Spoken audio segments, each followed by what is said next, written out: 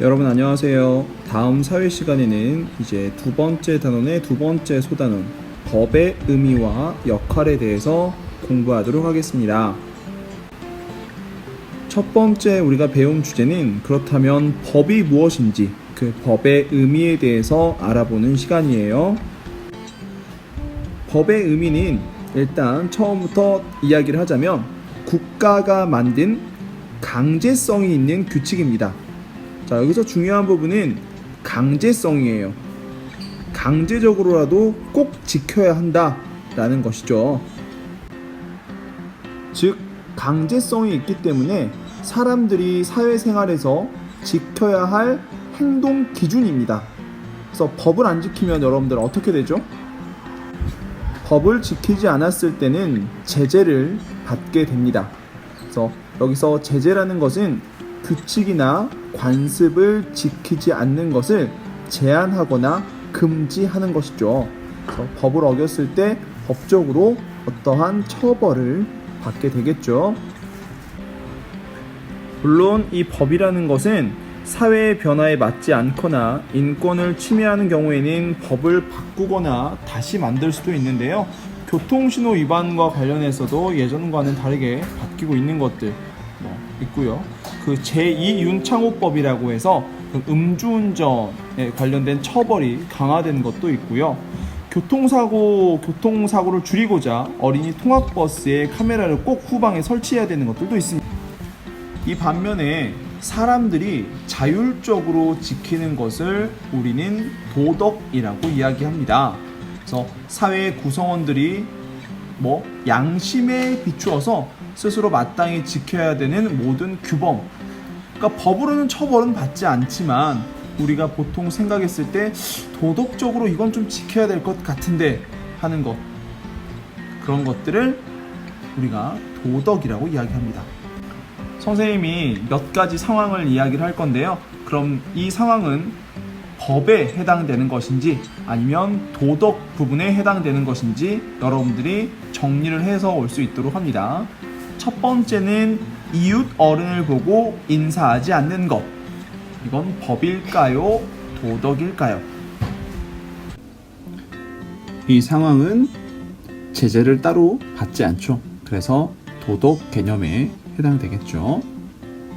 두 번째는 학교의 물건을 훼손하는 것. 운동장에서 공놀이를 하다가 유리창을 깼다. 이런 경우에 또는 태블릿 PC를 사용하다가 태블릿 PC를 깨트렸다. 또는 학교 도서관에 있는 책을 잃어버렸다. 이런 것들. 학교의 물건, 즉 공공기관의 물건을 훼손했을 시에는 우리가 그것을 다시 보상을 해야 됩니다. 즉 법에 해당되고 제재를 받는다라고 할 수 있겠네요. 세 번째는 횡단보도가 아닌 곳에서 길을 건너는 것.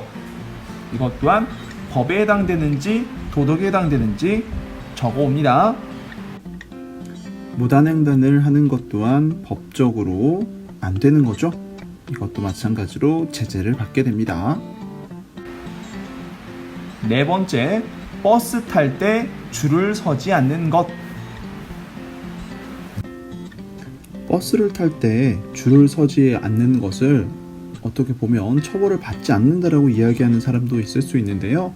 이걸 법에서 확인해 보면 경범죄 처벌법에 해당이 됩니다. 그래서 공공장소에서 승차, 승선, 입장, 매표 등을 위한 행렬에 끼어들거나 떠밀거나 하여 그 행렬의 질서를 어지럽힌 사람을 처벌할 수 있게 되어 있습니다. 10만 원 이하의 벌금 이런 것들. 다섯 번째, 문구점을 갔는데 거기에서 돈을 내지 않고 물건을 가져가는 것.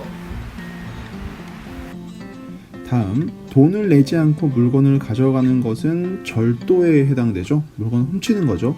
이것 또한 법에 해당되고요. 제재를 받게 됩니다. 여섯 번째, 형제끼리 다투는 것. 네, 마지막으로 형제끼리 다투는 것. 여러분들이 언니, 오빠, 형, 누나, 동생들과 다퉜을 때 이걸 법으로 해결하진 않죠. 그래서 이 부분은 법적으로 우리가 제재를 받지는 않습니다. 그렇다고 해서 무작정 싸우면 안 되겠죠. 마지막으로 우리의 미션은 뭐냐면요. 여러분들 우리 생활 속에서 여러분들이 관심 있는 분야의 법을 한번 찾아보세요. 찾는 것은 인터넷을 통해서 찾으면 쉽게 찾을 수 있습니다. 그럼 찾아보고 여러분들 그 법을 친구에게 소개한다라고 했을 때 어떻게 소개할 것인지 여러분들이 정리를 꼭 해볼 수 있도록 합니다. 그럼 여러분들 오늘 사회 수업에서 법이 무엇인지 법의 의미도 여러분들이 생각을 해보고요. 그리고 법을 왜 만들었는지도 생각해보는 그런 시간을 가졌으면 좋겠습니다. 그럼 내용 보고 잘 정리하면 좋겠고요. 다음 사회 시간에 만나요. 안녕.